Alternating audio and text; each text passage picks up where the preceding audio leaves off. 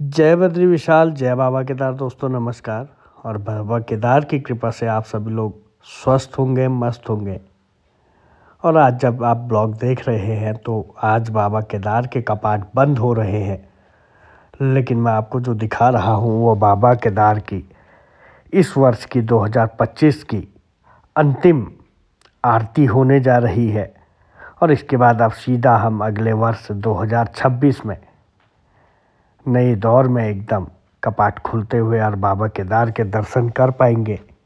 ये अंतिम आरती है इस वर्ष की और इसी के साथ यात्रा यहाँ पे समापन होने जा रही है। रात्रि में आरती हुई और सुबह बाबा केदार के कपाट बंद होंगे।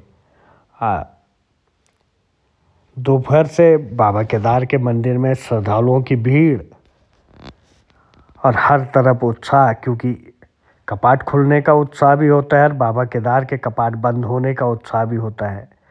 भंडारगृह से बाबा केदार की पंचमुखी जो डोली है, पंचमुखी चल विग्रह है, ये देखिए, इस पे 5 मुख हैं भोलेनाथ के। और ये डोली अब दोपहर में 22 अक्टूबर को भंडारगृह से आई और बाबा केदार का जो गर्भगृह है वहाँ पे विराजमान होने के लिए देखिए श्रद्धालुओं की भीड़, क्योंकि कपाट बंद हो रहे हैं 6 महीने के लिए। जो भोलेनाथ है, बाबा केदार का धाम है, वो हम सब के लिए बंद होने जा रहे हैं। और कहते हैं 6 महीना नर पूज्यते, 6 महीना देवता पूजा करते हैं और अब यहाँ देवता लोग पूजा करेंगे। और पंचमुखी डोली जो शीतकाल में पूजी जाती है वो भंडारगृह से बाबा केदार के गर्भगृह में विराजमान होने जा रही है। और इसी के साथ ये आज पूरी रात, जो अंतिम रात होती है बाबा केदार के कपाट खुलने के लिए, जो मनुष्यों के लिए खुले रहते हैं, उस दिन यहीं गर्भगृह में विराजमान रहती है डोली। 5 मुख इस पे भोलेनाथ के हैं। और अब डोली अंदर जा रही है बाबा केदार के गर्भगृह में।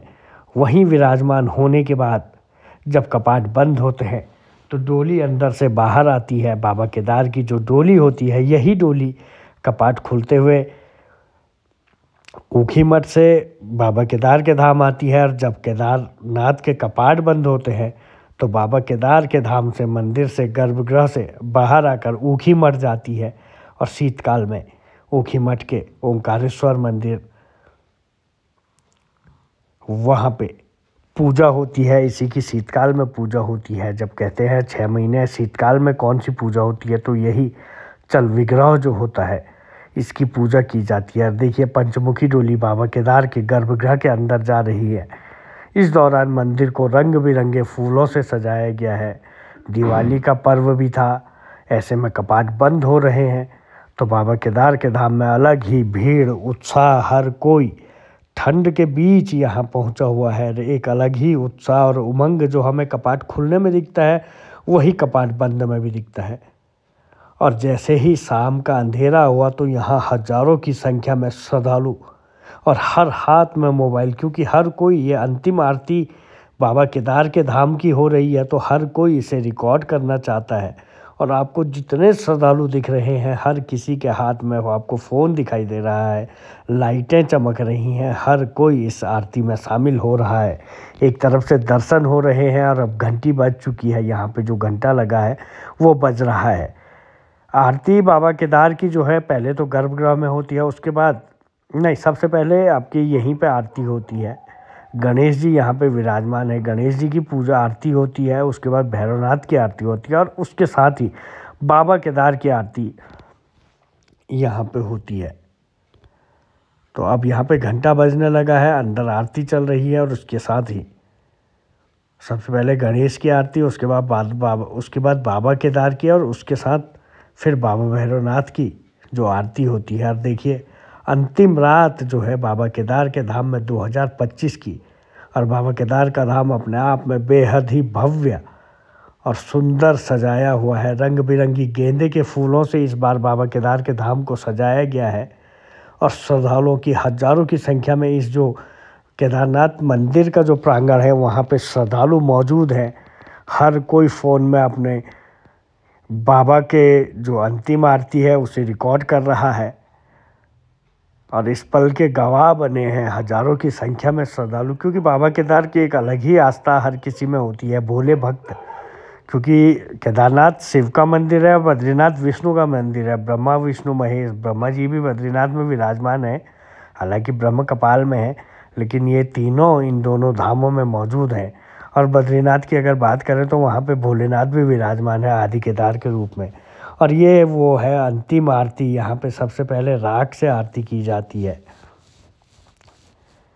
और ये अंतिम आरती इस बार की, जो बाबा केदार की अंतिम आरती इस वर्ष की, वो यहाँ पे हो रही है। जो केदारनाथ के रावल है वो यहाँ पे बहुत भव्य तरीके से ये आरती होती है, बिल्कुल अद्भुत। इसी आरती को देखने के लिए श्रद्धालु रुकते हैं, दर्शन तो हो जाते हैं, लेकिन जो बाबा केदार की आरती होती है, केदारनाथ धाम की आरती होती है, यहीं पे होती है। यहीं पे गणेश जी विराजमान है और यहीं से केदारनाथ से ठीक 1 किलोमीटर करीब ऊपर भैरवनाथ विराजमान है। तो भैरवनाथ की जो आरती होती है वो यहीं पे से, जब केदारनाथ की आरती होती है उसी के साथ भैरवनाथ की भी आरती रोज़ाना होती है।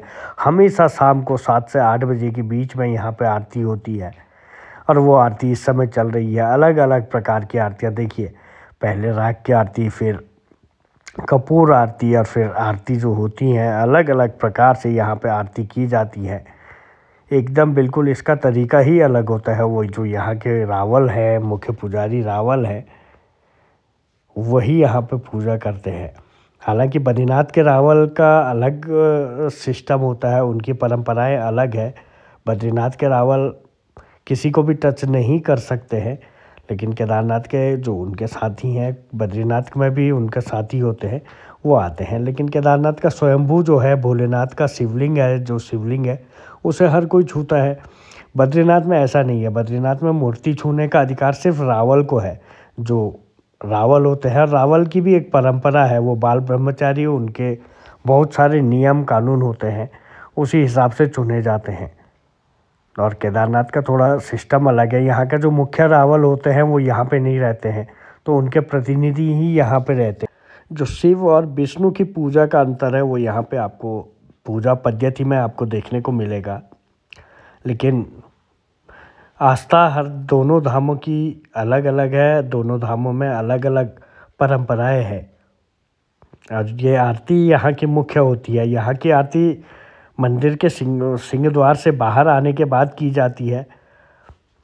और बद्रीनाथ की जो आरती होती है वो बद्रीनाथ मंदिर के अंदर होती है, रावल जी ही उसको करते हैं। उसके बाद बद्रीनाथ में शयन आरती होती है और सुबह फिर महाअभिषेक होता है। बद्रीनाथ में बद्री विशाल को एकदम रजाई से, शयन आरती के बाद रजाई कंबल पूरे, मतलब जो जैसा सोने का सिस्टम होता है उस तरीके से बद्री विशाल की मूर्ति को सुलाया जाता है, मतलब रजाई से ओढ़ा जाता है। उसके बाद मंदिर के कपाट बंद होते हैं रात्रि में, और फिर सुबह तड़के 4 बजे खुलते हैं। फिर महाअभिषेक होता है, रोज़ाना महाअभिषेक होता है। केदारनाथ की परंपरा थोड़ा अलग है।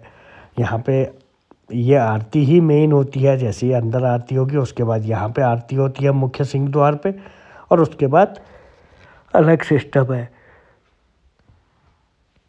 दोनों की परंपराएं अलग हैं। और अब आज बाबा केदार के धाम में अंतिम रात्रि इस वर्ष की है, तो हर कोई इस पल के गवाह बन रहे हैं। हर कोई यहाँ कपाट बंद में पहुँचे हुए हैं। जैसा उत्साह कपाट खुलने में बाबा केदार के धाम में देखने को मिलता है, वैसा ही उत्साह इस समय केदारनाथ धाम के कपाट बंद में दिखने को मिल रहा है। और हर श्रद्धालु जैसे खुलते समय डोली के साथ केदारनाथ पहुंचते हैं, तो कल अब डोली के साथ ही यहाँ से नीचे की ओर जब वापस ऊखी मठ की ओर निकलेंगे, तो डोली अलग अलग पड़ावों से जाती है, तो उसी के साथ यात्रा समापन होता है। और अगले वर्ष फिर अलग उसमें खुलेंगे, अलग तारीखों पे खुलेंगी। तारीखों का डिस्कस होता है बहुत सारा, लंबे बद्री विशाल, केदारनाथ, गंगोत्री, यमुनोत्री। खुलते समय 1 से 2 दिन का समय होता है, लेकिन केदारनाथ का जो कपाट है वो हमेशा दिवाली के बाद भैया दूज पे बंद होते हैं। गंगोत्री, यमुनोत्री भी भैया दूज तक बंद होते हैं। लेकिन बद्रीनाथ की थोड़ा परंपरा अलग है। वहाँ पे नवंबर 15 के बाद का मुहूर्त निकाला जाता है। मार्गशीर्ष का महीना होना चाहिए शुरू, इसी टाइप से कुछ होता है और कार्तिक का महीना पूरा होना चाहिए तब जाके कपाट बंद होते हैं। तो ये परंपराएं हैं। और अब देखिए बाबा केदार के धाम में जो अंतिम आरती है उसके बाद यहाँ पे इतनी ज़्यादा भीड़, और जैसे ही आरती समाप्त होती है यहाँ पे उसके बाद हर कोई अपने अपने कमरों में होटल की तरफ जाता है, क्योंकि सुबह फिर जल्दी आना है।